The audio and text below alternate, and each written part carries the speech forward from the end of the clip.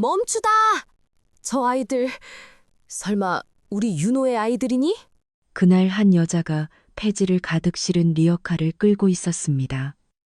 눈이 내리고 바람이 불고 아이 둘이 그녀의 옆을 걷고 있었죠. 허름한 패딩, 거칠어진 손, 그러나 그 눈빛만은 따뜻했습니다. 그 모습을 바라보던 노인은 얼굴이 하얗게 질렸습니다. 그녀는 한때 자신의 집에서 쫓아낸 며느리였으니까요. 그리고 그 아이들은 너무도 익숙한 얼굴을 하고 있었습니다. 잃어버린 아들의 얼굴이 그대로 담겨 있었죠. 그녀는 떨리는 목소리로 속삭였습니다. 저 아이들, 설마 우리 윤호의 아이들이니? 만약 당신이 사랑과 용서가 인간을 바꾸는 힘이라고 믿는다면 지금 이 채널을 구독해 주세요. 이곳은 단순한 이야기의 공간이 아닙니다. 차가운 세상 속에서 마음을 녹이는 작은 온기의 쉼터입니다. 서울 외곽의 한적한 도로 위 하얀 눈이 조용히 내리고 있었다. 은퇴한 요양원 원장 한미정은 검은 세단 뒷좌석에 앉아 있었다. 병원 정기 검진을 마치고 집으로 돌아가는 길이었다. 창밖에는 붉은 신호등 아래 서 있는 사람들, 그 사이로 흩날리는 눈송이들이 마치 오래된 기억을 깨우는 듯했다. 그녀는 무심코 창밖을 바라보다가 갑자기 손끝이 멈췄다. 인도 한쪽에서 낡은 손수레를 끄는 한 여자가 눈에 들어왔기 때문이다. 여자는 허름한 패딩을 입고 손엔 낡은 장갑 한 쌍뿐이었다. 손수레엔 종이 상자와 빈 병들이 가득 실려 있었고 그 옆에는 귀마개를 낀 두 아이가 나란히 걷고 있었다.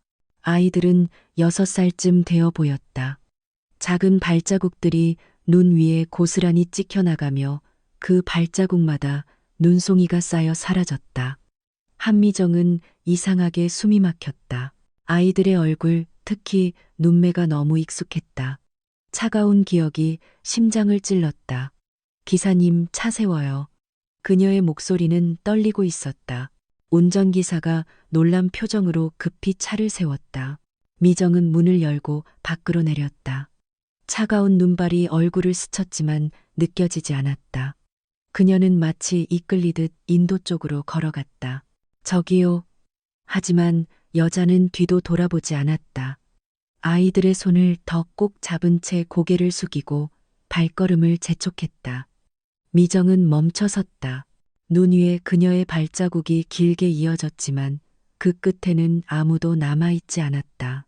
멀어져가는 세 사람의 뒷모습만이 희미하게 눈 속에 녹아 사라졌다. 운전기사가 급히 우산을 들고 다가왔다. 원장님 추워요. 어서 차로 돌아가시죠. 하지만 미정은 그 말을 듣지 못한 듯 멍하니 그 방향만 바라보고 있었다. 눈송이가 머리 위에 내려앉았고 그녀의 입술이 아주 미세하게 떨렸다. 저 아이들, 그녀가 중얼거렸다. 어딘가 윤호 어렸을 때랑 똑같아. 운전기사는 무슨 말인지 몰라 조심스럽게 물었다. 윤호라면 미정은 대답하지 않았다. 그 이름은 오랫동안 입 밖에 내지 않던 이름이었다. 그녀는 천천히 차로 돌아가며 속으로 되뇌었다. 설마 그럴 리가 없지. 윤호는 6해 전에 떠났는데 차 안은 따뜻했지만 미정의 손끝은 여전히 얼어붙은 듯했다. 운전기사는 백미러로 그녀를 살짝 바라보다가 조용히 입을 열었다. 괜찮으세요? 원장님 비서에게 연락 좀 해줘요. 그녀의 목소리가 낮고 단호했다. 오늘 본 사람들 알아봐요. 그 여자 그리고 그 아이들. 운전기사가 놀라 그녀를 돌아봤다. 무슨 이유로요? 그냥 확인하고 싶어요. 그게 전부예요. 그날 밤 한미정은 집으로 돌아왔지만 잠을 이루지 못했다. 벽에 걸린 시계 초침이 딸깍딸깍 소리를 낼 때마다 눈 위를 걷던 두 아이의 발자국이 머릿속에서 되살아났다. 귀마개를 쓴 쌍둥이, 얼굴이 꼭 윤호 같았어. 그녀는 이불을 당기며 눈을 감았지만 가슴 한가운데 묵직한 감정이 내려앉았다. 밖에서는 여전히 눈이 내리고 있었다. 그 눈발 사이로 있고 살았던 여름의 기억이 서서히 떠오르고 있었다. 그때 아직 젊었던 윤호가 웃으며 말하던 목소리, 엄마 사랑은요, 출신이나 돈으로 재는 게 아니에요. 그 말이 다시 귓가를 때렸다. 그녀는 천천히 눈을 떴다. 창밖의 불빛이 희미하게 흔들리고 있었다. 그래, 내 아들 윤호. 그 아이가 왜 그 말을 했는지 이제야 알 것 같구나. 그녀는 눈을 감고 긴 한숨을 내쉬었다. 그러나 그 한숨 속에는 이미 다가올 이야기의 서막이 담겨 있었다. 여름은 모든 것을 부드럽게 만들었다. 햇살은 낡은 골목의 벽돌을 밝게 덮었고 창문을 스치는 바람은 커튼에 얇은 물결을 만들었다. 그날도 그랬다. 아직 학생들을 돌보던 윤호는 기타를 메고 작은 공원으로 나갔다. 벤치 위에 앉아음을 맞추던 그의 손끝에 누군가의 그림자가 조용히 겹쳤다. 고개를 들자 손목에 붕대를 감은 한 여자가 서 있었다. 지수였다. 무더위를 피하려다가 쓰러져 응급실에 실려왔던 날의 보호자, 대기실 물 한 컵을 건네던 윤호에게 부끄러운 웃음을 보이던 그 표정이 다시 떠올랐다. 윤호는 아무 말 없이 벤치 옆을 손짓했고 지수는 조심스레 앉았다. 그 자리에서 지나치게 화려하지도 초라하지도 않은 여름이 두 사람의 어깨를 나란히 데워주었다. 지수는 말수가 적었다. 대신 고개를 끄덕이거나 고개를 숙이는 방식으로 마음을 보여주었다. 그녀는 부모가 남긴 빚을 갚기 위해 밤을 나눠 일했고 낮에는 잠깐씩 눈을 붙였다. 그런 나날 속에서 음악 소리가 들리면 잠깐이라도 세상이 멈춘 것 같았다. 윤호가 기타를 건네면 지수는 두 손으로 조심히 받았고 줄을 한 번 튕기면 눈이 조금 커졌다. 그 작고 소박한 감탄에 윤호는 자꾸 웃음이 났다. 사람을 좋아한다는 건 이렇게 별일 아닌 순간마다 자신의 온기를 나누는 일인지도 모르겠다. 그때 윤호는 그렇게 믿고 있었다. 어느 날 늦은 오후였다. 지수는 윤호에게 솔직해지기로 마음먹었다. 더 이상 감출 것도 감추고 싶지도 않았다. 자신이 한때 술집에서 서빙을 하며 등록금을 모았다는 사실. 그 기억이 자신에게도 부끄럽고 두려웠다는 사실. 그래서 새로운 사람을 만날 때마다 먼저 등을 돌려버렸다는 고백이 조심스레 흘러나왔다. 윤호는 가만히 듣기만 했다. 사이사이 바람이 지나가서 말끝을 흔들었지만 그의 눈빛은 흐트러지지 않았다. 윤호는 잠시 생각한 뒤 기타를 내려놓고 지수의 손등 위에 손을 포개었다. 그건 네가 견딘 시간이지 잘못이 아니야. 나는 그 시간을 통과해 온 너를 좋아해. 그 말은 과장이 없는 문장이었고 과장이 없기에 오래 남았다. 소식은 금세 집으로 흘렀다. 여름 끝자락 저녁 미정은 거실에서 조용히 찻잔을 들어 올렸다가 내려놓았다. 윤호가 꺼낸 이름과 배경 그리고 사랑하니까로 시작하는 문장들이 미정의 귓속을 여러 번 왕복했다. 그녀는 평생 다른 이들의 상처를 돌보던 사람이었다. 그런데 아들 얘기가 되자 상처를 가르는 말이 먼저 나왔다. 너 자신을 먼저 지켜라. 사랑만으로는 삶을 버틸 수 없어. 윤호는 침착하려 애썼지만 목소리는 점점 단단해졌다. 엄마 사랑은 불편함을 끌어안는 연습이기도 해. 나는 그 연습이 좋고 지수와 함께라면 더 잘할 수 있어. 그 대화를 끝내고 방으로 돌아간 밤미정은 자기 손등을 바라보다가 오래전 자신이 환자에게 했던 말을 떠올렸다.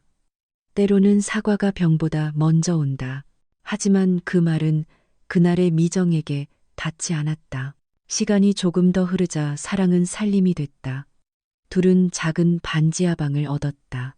습기가 올라오는 날이면 신문지를 바닥에 깔고 햇볕이 드는 날이면 이불을 창가로 끌어내렸다.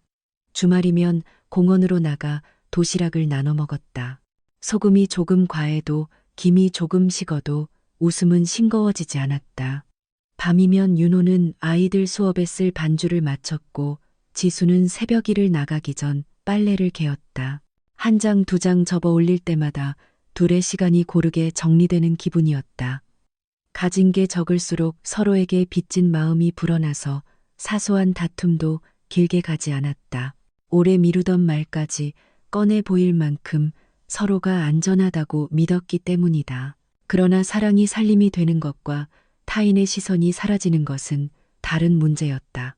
어느 저녁 지수와 윤호가 시장 골목을 지나는데 누군가 낮고 둔탁한 말투로 지수를 불렀다.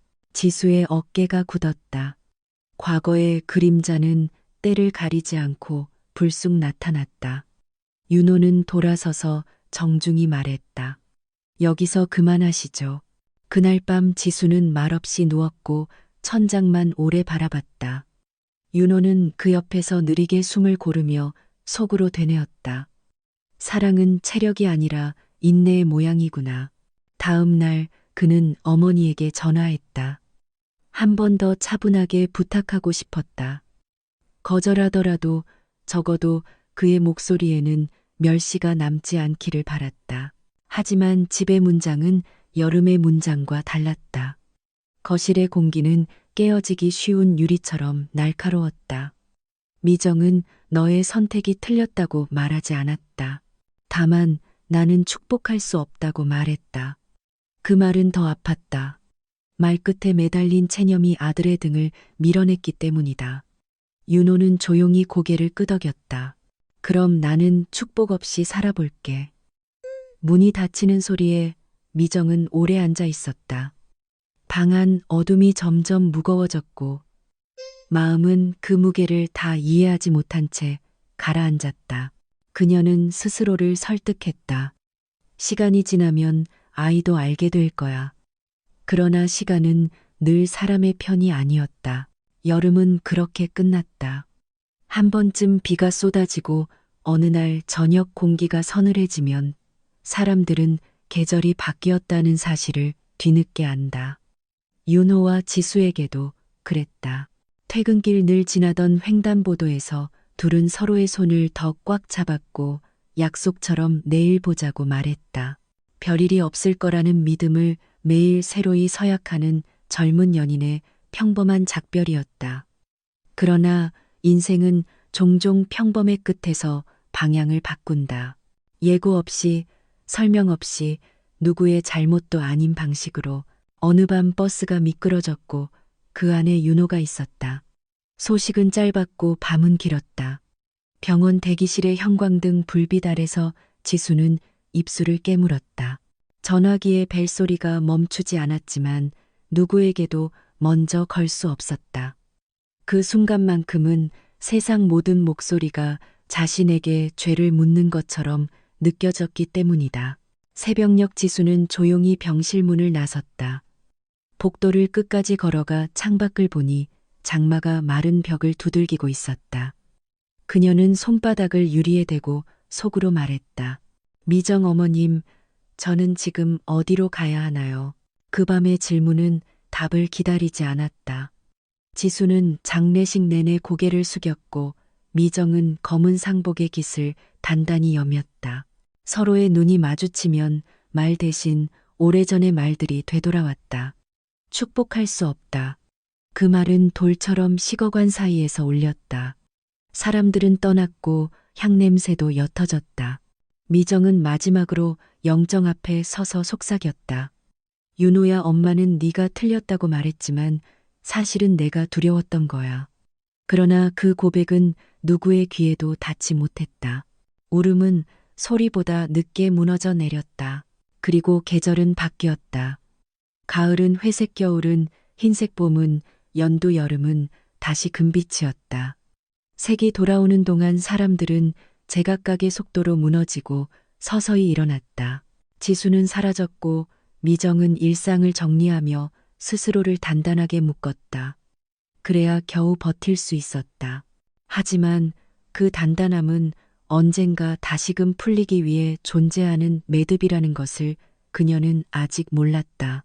몇 해 뒤 하얀 눈 속에서 귀마개를 쓴 아이들을 보게 될 줄도. 그 아이들의 눈에서 잃어버린 여름의 빛을 다시 만나게 될 줄도. 그날 밤 미정은 불을 끄고 누웠다. 여름의 잔향이 아주 희미하게 코끝을 스쳤다. 언젠가 윤호가 말하던 문장이 다시 들렸다. 사랑은 출신이나 돈으로 재는 게 아니에요. 그녀는 눈을 감았다. 그 문장이 비로소 마음의 내부로 스며들기 시작했다. 그러자 어제의 눈발과 오래전의 햇살이 한 화면에 겹쳐졌다. 사람의 삶은 그렇게 서로 다른 계절이 우연히 만나 한 편의 이야기를 만든다. 그리고 그 이야기는 이제 다시 시작될 참이었다. 비는 오후부터 내리고 있었다. 처음엔 가늘게 흩날리던 빗줄기가 밤이 깊어질수록 굵어지고 유리창을 때리며 쉴 새 없이 쏟아졌다. 윤호는 학교에서의 업무를 마치고 피곤한 몸을 이끌고 버스 정류장으로 향했다. 바닥에는 물이 고였고 가로등 불빛이 무릉덩이에 일렁이며 흔들렸다. 그날따라 지수에게 전화를 걸고 싶었지만 비바람에 눌린 목소리가 그를 망설이게 했다. 결국 그는 문자 한 줄만 보냈다. 조금 늦을 거야. 우산 꼭 써. 그 시각 지수는 창문가에 앉아 있었다. 창밖으로 내리는 비를 바라보며 손바닥으로 배를 쓸었다. 2달 전부터 몸이 조금씩 변하고 있었다. 윤호에게는 아직 말하지 못했다. 확신이 필요했기 때문이다. 하지만 오늘 그녀는 병원에서 그 확신을 얻었다. 새 생명이 자라고 있습니다. 그 한 문장이 머리에서 떠나지 않았다. 그녀는 웃었고 동시에 울었다. 윤호가 돌아오면 꼭 이야기해야지 하며 따뜻한 밥을 차려두었다. 그런데 시간이 지나도 연락은 없었다. 벽시계의 초침이 10번 20번을 돌아도 문은 열리지 않았다. 밤 11시가 넘자 전화벨이 울렸다. 지수는 서둘러 전화를 받았지만 들려온 건 낯선 남자의 목소리였다. 혹시 윤호 씨 가족 되시죠? 그 목소리에는 미묘한 떨림이 섞여 있었다. 교통사고가 났습니다. 병원으로 와주세요. 그 말이 끝나기도 전에 지수의 손에서 휴대폰이 떨어졌다. 세상이 멎었다. 병원 복도는 싸늘했다. 형광등 불빛 아래로 흰 가운이 분주히 오갔고 그 끝에는 덮인 흰 천이 있었다. 지수는 천천히 다가가 그 천 끝을 걷었다. 윤호의 얼굴이 나타났다. 평온한 표정이었다. 마치 잠든 사람 같았다. 그러나 손끝에 닿은 그의 피부는 이미 차가웠다. 지수의 입술이 떨렸다. 윤호야, 일어나, 제발. 그녀의 목소리는 금세 울음으로 번졌다. 의사는 고개를 숙이며 조용히 말했다. 죄송합니다. 즉사였습니다. 장례식은 작았다. 비는 그치지 않았다. 조문객은 몇 명 되지 않았다. 학교 동료 2명, 옛 제자 1명, 그리고 멀리서 찾아온 그의 어머니 한미정. 검은 상복 차림의 미정은 굳은 얼굴로 영정 앞에 섰다. 흑백 사진 속 윤호의 미소가 낯설었다. 그녀는 오랫동안 아무 말도 하지 못하다가 조용히 물었다.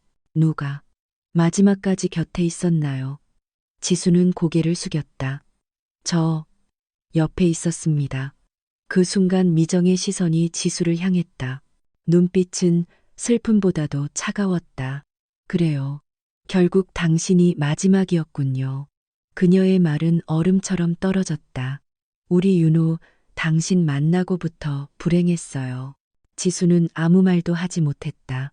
죄책감과 분노 슬픔이 한꺼번에 목을 조여왔다. 그건 아니에요. 하지만 미정은 듣지 않았다. 이제 됐어요. 여기까지 하죠. 그녀는 아들의 영정 앞에 절을 한 뒤 돌아섰다. 발걸음마다 눈물이 떨어졌지만 그 눈물은 끝내 뒤로만 흘렀다. 장례식이 끝난 뒤 지수는 홀로 남았다. 향 냄새가 바닥에 스며들고 남은 꽃집들이 시들어갔다. 손끝에 닿은 유골함의 온기가 아직 남아 있었다. 그녀는 그 위에 손을 얹고 중얼거렸다. 우리 아이 윤호야, 미안해. 나 너한테 할 말이 있었는데. 그러나 말은 끝까지 이어지지 않았다. 입안에서 흩어지고 공중에 사라졌다. 며칠 후 미정은 집으로 돌아왔다. 현관에 들어서자 공기가 낯설게 느껴졌다. 식탁 위엔 윤호가 쓰던 머그잔이 그대로 있었다. 그녀는 그것을 손에 쥐었다가 내려놓았다. 그 안엔 말라붙은 커피 자국이 남아 있었다. 밤이 깊자 미정은 책상 앞에 앉았다. 손바닥 위에 올려둔 가족 사진 하나. 젊은 윤호가 미소 짓고 있었다. 엄마는 네가 틀렸다고 생각했어. 그런데 틀린 건 나였던 것 같구나. 그녀는 그 말을 하며 사진을 조용히 가슴에 안았다. 하지만 이미 너무 늦었다. 지수는 장례가 끝난 다음 날 윤호의 방에 마지막으로 들렀다. 책상 위에는 낡은 기타와 손때, 묻은 공책이 놓여 있었다. 그 공책 속엔 반쯤 쓰다만 악보와 작은 쪽지가 끼워져 있었다. 지수야, 내가 옆에 있어줘서 고마워. 언젠가 우리 아이에게 들려줄 노래를 꼭 완성할게. 그 문장을 읽는 순간 지수의 무릎이 풀렸다. 바닥에 주저앉은 채 그녀는 오랫동안 울었다. 울음은 깊고 조용했다. 세상에서 가장 고요한 폭풍처럼. 며칠 뒤 지수는 방세 계약을 해지했다. 짐을 싸며 윤호의 옷들을 접었다. 셔츠 하나를 접을 때마다 손끝이 흔들렸다. 그 셔츠의 냄새 속에 여전히 그의 온기가 남아 있었다. 문을 나서기 전 그녀는 마지막으로 방 안을 돌아봤다. 잘 있어요, 윤호 씨. 나 잘 살아볼게요. 그녀는 문을 닫았다. 그 소리가 마치 작별의 종소리처럼 길게 울렸다. 그리고 그날의 비는 멈추지 않았다. 도시의 불빛이 젖은 도로 위에 비쳤고 그 위로 한 여자가 우산 없이 걸었다. 손에는 작은 봉투 하나, 그 안엔 병원 진단서 한 장이 있었다. 임신 9주차. 지수는 멈춰섰다. 하늘에서 마지막 빗방울이 떨어졌다. 그리고 그 순간 그녀는 처음으로 웃었다. 윤호야, 나 무섭지만 잘해볼게. 그 웃음은 눈물보다 더 조용했고 그 조용함이 밤의 어둠 속에 녹아 사라졌다. 이제 새로운 시간이 시작되고 있었다. 비가 멈춘 자리에는 봄의 냄새가 아주 희미하게 피어나고 있었다. 봄이 몇 번 바뀌고 다시 겨울이 돌아올 때까지 지수는 그 작은 방에서 버텼다. 처음엔 윤호의 그림자가 방 안 구석구석 남아 있었다. 바닥에 놓인 기타 벽에 붙은 음악회 포스터 책상 서랍 속에 들어있던 손편지들. 지수는 그것들을 참아 버리지 못했다. 대신 낡은 상자에 차곡차곡 담았다. 그리고 마음속에서도 조금씩 정리했다. 매일 새벽 일어나 시장으로 향했다. 폐지를 모으고 캔을 분리하고 신문지를 묶었다. 손끝이 갈라지고 허리가 굽었지만 그것만이 삶의 증거였다. 세월은 흐르고 그 사이 두 개의 작은 생명이 태어났다. 쌍둥이 자매 할인과 하솔이었다. 병원에서 두 아이의 울음소리가 동시에 터졌을 때 지수는 눈을 감고 속삭였다. 윤호야, 네가 남겨준 노래가 이렇게 태어났어. 그녀는 아이들을 품에 안고 밖을 내다보았다. 그날도 눈이 내리고 있었다. 그 눈 속에서 윤호가 미소 짓는 듯했다. 육아는 전쟁이었다. 혼자였고 가진 것도 없었다. 낮에는 폐지를 줍고 밤에는 두 아이를 번갈아 안았다. 배고픔보다 무서운 건 외로움이었다. 하지만 아이들이 웃을 때마다 그 외로움은 잠시 사라졌다. 할인이 처음으로 엄마라고 말하던 날 지수는 아무 이유 없이 울었다. 하솔이 넘어졌다가 일어나며 괜찮아 라고 말하던 순간 윤호의 목소리가 겹쳐 들렸다. 지수는 깨달았다. 윤호가 떠났어도 그의 숨결은 여전히 집안에 머물러 있다는 것을. 하지만 세상은 그들에게 따뜻하지 않았다. 집세는 밀렸고 주인은 문 앞에 경고장을 붙였다. 다음 달까지 정리하세요. 지수는 답장을 쓰지 않았다. 대신 더 많은 폐지를 모았다. 새벽길에 리어카를 끌 때마다 아이들이 깰까봐 조심했다. 아이들은 늘 엄마가 없는 밤에 깨어났다. 이불 속에서 손을 잡고 속삭였다. 언니, 우리 엄마 왜 맨날 늦게 와? 엄마는 우리 위해 일하는 거야. 그 대화가 방 안을 가득 메웠다. 지수는 아이들에게 거짓말을 하지 않았다. 단 하나 아버지의 이야기를 제외하고는 아이들이 물었다. 엄마, 우리 아빠는 어디 있어? 지수는 잠시 멈췄다가 대답했다. 하늘에서 노래 부르고 계셔. 그 말에 아이들은 창문을 열고 하늘을 올려다봤다. 그럼 우리 노래하면 아빠가 들을까? 그럼 꼭 들으실 거야. 그날 밤 두 아이는 윤호가 남긴 낡은 기타를 끌어안고 잠들었다. 시간이 흘러 할인과 하솔은 5살이 되었다. 어린이집에 보내기 시작했지만 다른 아이들과 다르게 늘 조용했다. 엄마가 일찍 나가고 늦게 돌아오는 집에서는 웃음보다 한숨이 먼저였다. 어느 날 선생님이 지수를 불렀다. 할인이가 오늘 그림을 그렸는데요. 가족을 그렸대요. 그림 속엔 엄마와 자신, 그리고 손에 기타를 든 남자가 있었다. 아빠예요. 선생님이 조용히 말했다. 지수는 입술을 깨물었다. 그림이 참 따뜻하네요. 그녀는 그 말을 끝내며 눈을 돌렸다. 마음 한구석이 시렸다. 아이들은 아버지를 그린 적이 없는데 어떻게 그 얼굴을 알고 있을까? 어느 날 밤 지수는 잠든 아이들을 바라보다 중얼거렸다. 윤호야, 나 잘하고 있는 걸까? 대답은 없었다. 대신 창문 틈으로 차가운 바람이 들어왔다. 그 바람 속에서 희미하게 기타 소리가 들리는 듯했다. 그녀는 손을 꼭 쥐었다. 그래, 이제 조금만 더 버티면 돼. 겨울이 다가왔다. 공기는 다시 하얗게 얼었다. 지수는 그날도 새벽부터 리어카를 끌었다. 길 위엔 눈이 쌓여 발자국마다 삐걱거렸다. 귀마개를 씌운 두 아이가 그 옆을 걸었다. 작은 발걸음들이 엄마의 걸음을 따라갔다. 할인이 물었다. 엄마, 우리 언제 아빠 만나? 지수는 웃으며 대답했다. 언젠가 꼭 만나게 될 거야. 하솔이 손을 흔들며 말했다. 그럼 그때 노래해 드려야지. 지수는 대답 대신 아이들의 손을 꼭 잡았다. 눈발이 그들의 어깨 위로 내렸다. 그날 오후 할인이 감기에 걸렸다. 약값을 마련하기 위해 지수는 더 멀리 나갔다. 해가 지고 눈이 거세졌다. 집으로 돌아오는 길 리어카 바퀴가 눈더미에 빠졌다. 그녀는 온몸으로 끌었다. 그때 반대편 도로에 검은 차 한 대가 서 있었다. 창문 너머에서 누군가 그녀를 바라보고 있었다. 그 시선이 낯익었다. 하지만 지수는 고개를 숙였다. 그녀는 그저 앞으로 걸었다. 아이들의 손을 잡고 다시 눈 속으로. 그녀는 몰랐다. 그 눈발 속에서, 그 차 안에서 누군가의 심장이 크게 뛰고 있었다는 것을. 그 누군가가 윤호의 어머니 한미정이었다는 것을.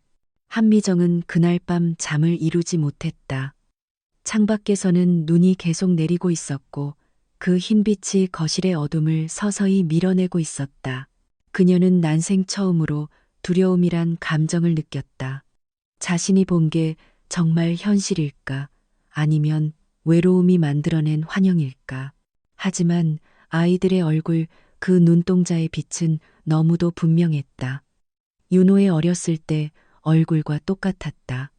그녀는 몇 번이나 눈을 감았다 떴지만 그 모습은 사라지지 않았다. 다음 날 아침 한미정은 조용히 전화를 걸었다. 비서실이지. 예, 나야. 부탁이 하나 있어. 그녀의 목소리는 낮고 단단했다. 어제 내가 본 여자를 찾아줘. 그 여자와 아이들 어디 사는지, 어떤 삶을 사는지 알아봐. 상대는 잠시 머뭇거리다 물었다. 이유를 여쭤봐도 될까요? 확인해야 해. 내가 본 게 단순한 착각이 아닌지. 그날 오후 비서는 두꺼운 파일을 들고 나타났다. 서류 안에는 사진 몇 장과 간단한 신상 기록이 들어 있었다. 이름은 박지수, 나이 36. 현재 성북동 반지하에서 거주 중입니다. 생계는 폐지 수거로 유지하고 있고요. 아이들은 쌍둥이 자매 5살입니다. 한미정은 사진을 바라보다가 손끝을 떨었다. 눈 위에서 리어카를 끌던 그 모습이 그대로 담겨 있었다.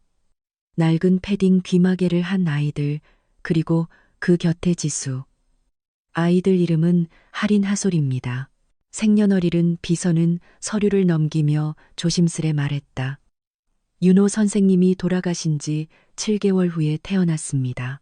그 말을 듣는 순간 미정의 손에서 서류가 미끄러져 바닥에 떨어졌다. 7개월 후 비서는 고개를 숙였다. 네, 정확한 기록입니다. 그녀의 눈이 천천히 흔들렸다. 머리카락 사이로 흐르는 한 줄기 눈물이 턱 끝에서 떨어졌다. 그럼 그 아이들이. 비서는 아무 대답도 하지 못했다. 이미 모든 답은 그녀의 눈빛 속에 있었다. 한동안 아무 말도 없었다. 거실에는 시계 초침 소리만 또렷이 울렸다. 한미정은 의자에 앉아 손으로 얼굴을 가렸다. 그 애가 내 손주였구나. 그녀의 어깨가 작게 흔들렸다. 그 애를 그렇게 쫓아냈는데, 아이가 있었는데 나 때문에 혼자. 그녀는 눈을 감았다. 윤호가 떠나던 날의 말들이 잿빛처럼 다시 떠올랐다. 축복할 수 없다. 그 말 한마디가 돌처럼 그녀의 가슴을 눌렀다. 그날 밤 그녀는 잠도 자지 못한 채 오래된 상자를 꺼냈다. 윤호의 유품이 들어있던 상자였다. 낡은 악보 볼펜, 그리고 가족사진 한 장. 사진 속에 윤호가 웃고 있었다. 그녀는 그 얼굴을 손끝으로 쓰다듬었다. 윤호야, 엄마가 또 늦었네. 늘 늦게 깨달아서 미안하다. 그녀는 중얼거리며 눈을 감았다. 그리고 조용히 결심했다. 이제라도 해야 한다. 이 죄를 마주해야 한다. 며칠 후 비서가 다시 찾아왔다. 원장님 말씀하신 대로 샘플을 준비했습니다.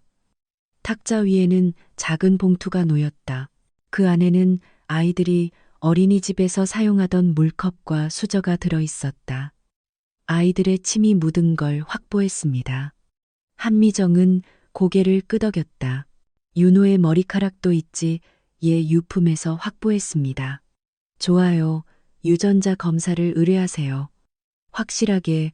비서는 잠시 주저했다. 혹시 결과가 나오면 어떻게 하실 겁니까? 그건 내가 감당할 몫이겠지. 그녀의 목소리는 나지막했지만 단단했다. 결과가 어찌 되든 나는 그 애들 앞에 무릎을 꿇을 거야. 검사 결과를 기다리는 일주는 그녀에게 한 달 같았다. 밤마다 눈을 감으면 두 아이의 얼굴이 떠올랐다. 아이들이 리어카 옆에서 엄마의 손을 잡고 걷던 모습, 작은 발자국이 눈 위에 찍히던 그 장면이 자꾸만 되살아났다. 윤호야, 네가 떠난 이유가 이제야 이해돼. 그녀는 혼잣말처럼 중얼거렸다. 너는 사랑을 지키려고 했던 거구나. 엄마는 그걸 끝내 몰랐어. 일주일 후 하얀 봉투가 도착했다. 봉투 위에는 검은 글씨로 유전자 검사 결과서라 적혀 있었다. 한미정은 손끝이 떨렸다. 숨을 고르고 봉투를 조심스레 뜯었다. 마지막 장결과 항목. 굵은 글씨로 쓰여 있었다. 친자 관계 확률 99.98%. 그 순간 그녀는 서류를 떨어뜨렸다. 손으로 입을 막았지만 울음은 터져나왔다. 우리 윤호의 아이들이었어. 그녀는 무릎을 꿇었다.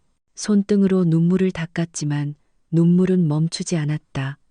할인이 하소리, 할머니가 너무 늦었어. 너무 늦었어. 밤이 깊어질수록 눈이 더 굵어졌다. 그녀는 창문을 열었다. 바람이 차갑게 스쳤지만 상관없었다. 그 하얀 눈발 사이로 다시 아이들의 웃음소리가 들리는 듯했다. 그녀는 그 소리를 따라 조용히 말했다. 이제 내가 찾아갈게. 그 말은 결심이자 고백이었다. 그리고 바로 다음 날 새벽 한미정은 검은 코트를 걸쳤다. 그녀는 반지하 골목 주소가 적힌 쪽지를 손에 쥐고 있었다. 성북동 37, 4. 박지수. 눈이 쌓인 길 위로 그녀의 발자국이 또박또박 이어졌다. 그녀의 마음속에서는 단 한 문장만 울리고 있었다. 늦었지만 그래도 가야 한다. 새벽 공기가 유리처럼 차가웠다. 하얀 김이 입김처럼 흩어지며 골목 사이를 맴돌았다. 한미정은 두꺼운 코트를 여미고 성북동 반지하 앞에서 멈췄다. 낡은 대문에는 녹슨 자물쇠가 걸려 있었고 문틈 사이로 희미한 불빛이 새어나왔다. 그 불빛이 눈에 반사되어 흔들리는 걸 바라보며 그녀는 마음속으로 수없이 연습한 말을 떠올렸다. 미안하다. 내가 잘못했다. 그러나 막상 문 앞에 서자 그 간단한 문장이 목에 걸렸다. 그녀는 천천히 무릎을 꿇었다. 눈밭 위로 손이 닿자 차가운 감촉이 살을 파고들었다. 조금만 더 기다려야 해. 그녀는 스스로에게 속삭였다. 지수가 새벽마다 리어카를 끌고 나간다는 이야기를 들었기 때문이다.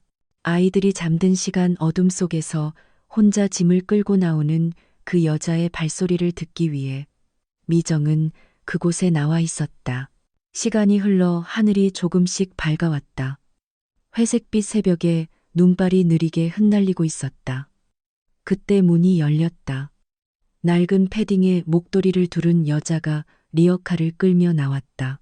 바로 지수였다. 그녀의 얼굴은 여전히 야위었지만 눈빛은 강했다. 문을 잠그려던 지수는 눈밭에 앉아있는 노인을 보고 움찔했다. 어머님. 그녀의 목소리는 떨렸고 손에서 열쇠가 떨어졌다. 미정은 천천히 고개를 들었다.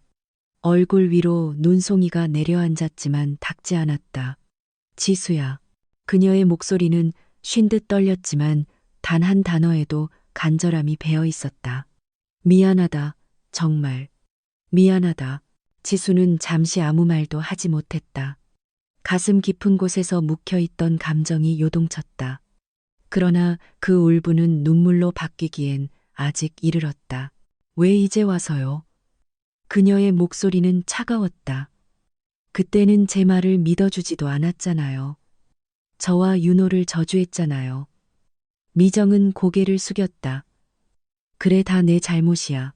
내 아들을 지키려다 결국 망가뜨렸어. 용서받을 자격이 없다는 걸 알아. 그래도 제발 한 번만 아이들 얼굴이라도 보게 해다오. 지수는 눈을 감았다. 겨울 바람이 스쳤고 그 바람 속에서 윤호의 목소리가 들리는 듯했다. 사랑은 불편함을 끌어안는 연습이에요. 그 말이 지나가자 눈물이 한 방울 흘렀다. 그러나 그녀는 고개를 저었다. 이미 늦었어요. 저 아이들에게는 할머니가 필요 없어요. 엄마 하나로 충분해요. 그녀는 돌아서려 했다. 하지만 그때였다. 낡은 문이 다시 열리며 두 아이가 잠옷 차림으로 뛰어나왔다.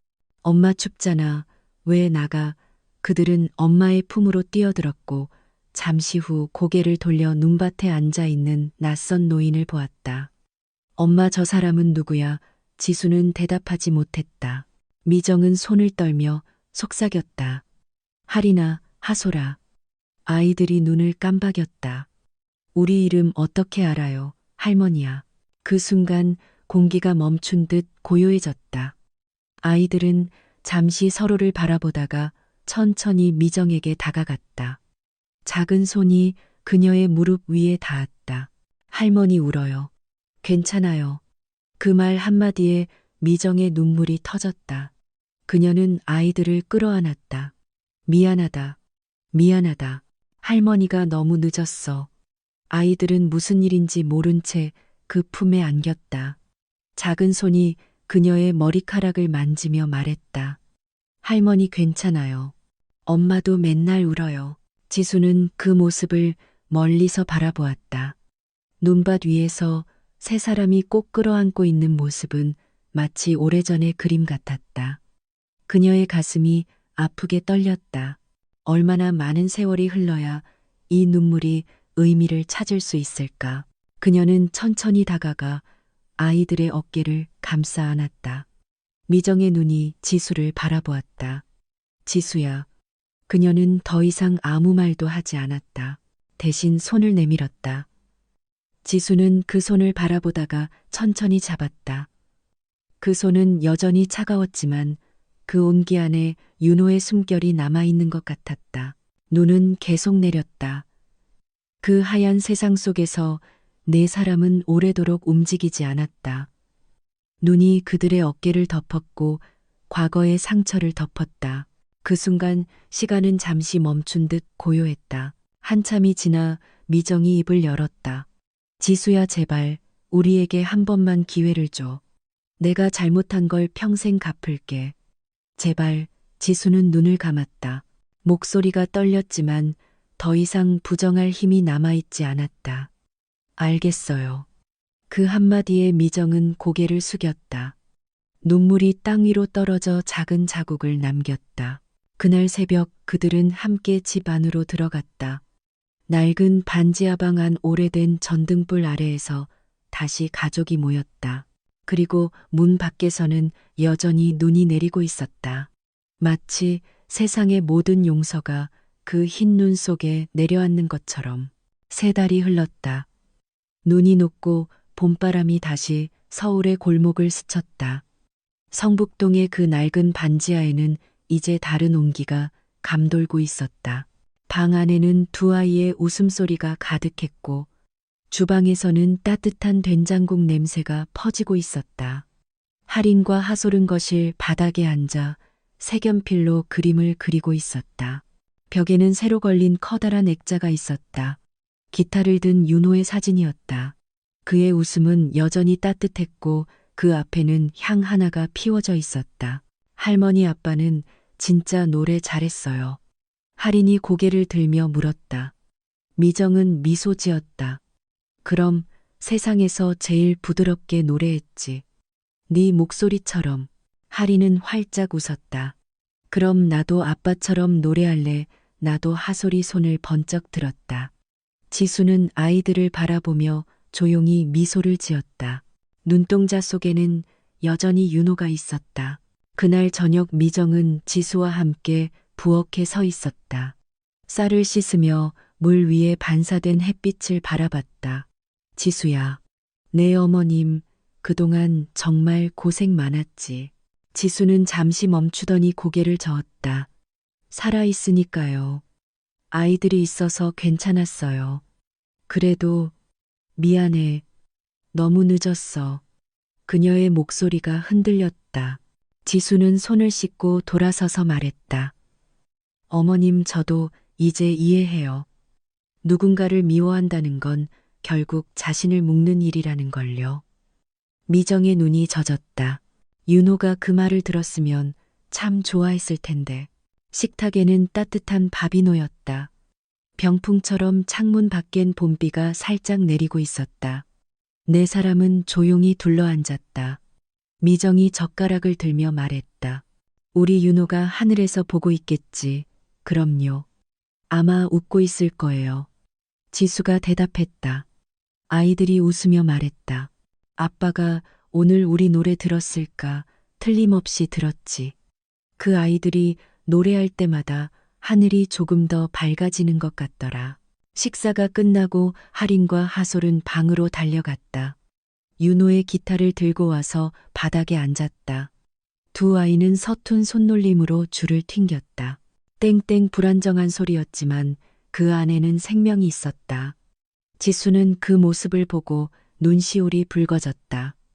윤호야, 봤지? 우리 애들 이렇게 컸어. 그녀의 속삭임은 마치 기도 같았다. 밤이 깊어지자 미정은 거실 불을 껐다. 창가에 서서 윤호의 사진을 바라보았다. 윤호야, 이제야 가족이 다시 모였구나. 네가 지켜준 덕분이야. 그녀는 사진을 향해 고개를 숙였다. 옆에서는 지수가 아이들에게 이불을 덮어주고 있었다. 그 모습을 보며 미정은 조용히 미소 지었다. 지수야, 내 어머님. 이젠 네가 내 딸 같구나. 지수는 대답 대신 고개를 끄덕였다. 그 한 번의 끄덕임 속에 지난 세월의 모든 눈물과 후회가 녹아 있었다. 며칠 후 그들은 새로운 집으로 이사했다. 윤호가 살아있을 때 한 번쯤 데려가고 싶다고 말했던 작은 교회 마을이었다. 집 앞에는 벚꽃이 흐드러지게 피어 있었고 그 아래에는 새로 심은 작은 나무 한 그루가 있었다. 그 나무 옆에는 작은 명패가 세워져 있었다.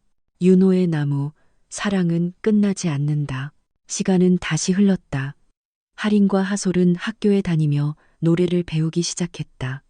미정은 매일 저녁 아이들을 데리고 산책을 나갔다. 그리고 종종 하늘을 올려다보며 말했다. 윤호야, 네가 지켜주는 거지. 그때마다 바람이 살짝 불었다. 마치 대답처럼 어느 봄날 지수는 아이들을 재워두고 베란다에 나와 앉았다. 별빛이 고요히 빛나고 있었다. 그녀는 혼잣말처럼 중얼거렸다. 윤호야, 나 이제 괜찮아. 당신이 남겨준 사람들 덕분에 나도 다시 웃을 수 있어. 그녀는 하늘을 올려다보며 두 손을 모았다. 그 손끝에는 눈이 아닌 따뜻한 바람이 스쳤다. 그날 밤 집안에는 다시 웃음이 피어났다. 할머니는 아이들에게 자장가를 불러주었고 지수는 그 옆에서 조용히 노래를 따라 불렀다. 그 노래는 윤호가 생전에 만들던 미완성 곡이었다. 이제 그 곡은 완성되었다. 세상 어디에도 없는 용서와 사랑의 노래로. 그리고 카메라는 천천히 집 바깥으로 이동한다. 밤하늘엔 별이 빛나고 윤호의 사진 위에는 부드러운 달빛이 내려앉는다. 그 빛이 네 사람의 어깨 위에 닿으며 이야기의 마지막 문장을 속삭인다. 사랑은 떠나지 않는다. 다만 조금 늦게 다시 돌아올 뿐이다. 당신이라면 용서할 수 있었을까요? 이 이야기에서 가장 마음에 남은 장면은 무엇이었나요? 댓글로 당신의 생각을 들려주세요.